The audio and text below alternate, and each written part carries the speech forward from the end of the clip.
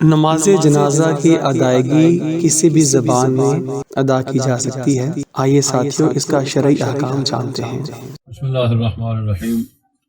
حمد و صلوات کے بعد السلام علیکم ورحمۃ اللہ۔ بعض دوستوں نے نماز جنازہ میں عربی کے علاوہ دوسری زبان میں عاجز شخص کے لیے دعائیں پڑھنے کا جو جواز ہم نے بڑے حضرت صاحب قبلہ کے جنازے پہ پیش کیا تھا اس کا ثبوت مانگا ہے، وہ پیش نظر کرتا ہوں۔ سب سے پہلے ہمارے مذہب احناف کی ظاہر الروایت کتاب یعنی ظاہر مذہب کتاب جس سے مفتی کو فتویٰ دینا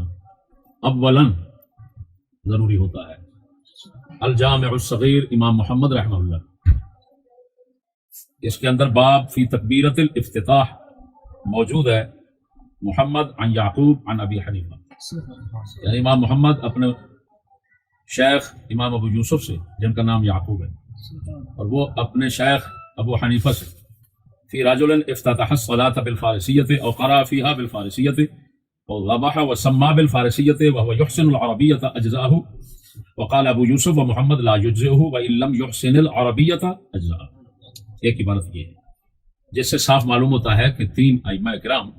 یعنی امام محمد، امام ابو یوسف اور ان کے شیخ امام اعظم ابو حنیفہ رضی اللہ تعالی عنہ جو ہے وہ جنازہ کے اندر دعائیں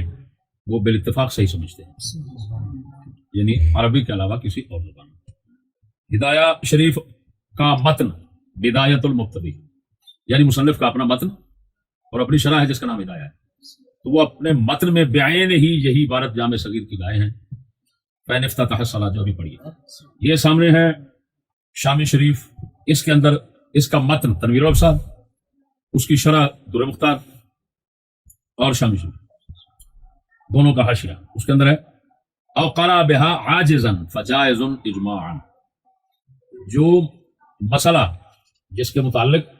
یہ عبارتیں آ رہی ہیں اس مسئلے سے دلالت النص کے لحاظ سے جو ثابت ہو رہا ہے وہ میں بتا رہا ہوں کہ اس سے صاف ثابت ہوتا ہے کہ نماز جنازہ کی دعائیں کسی اور زبان میں عاجز شخص کے لیے پڑھنا وہ بالکل درست ہے، اور اس پر تمہارے تینوں اماموں کا اتفاق ہے۔ سلیم متبع بننے کے لیے اتنا ہی کافی ہے۔ اللہ سمجھتا ہے۔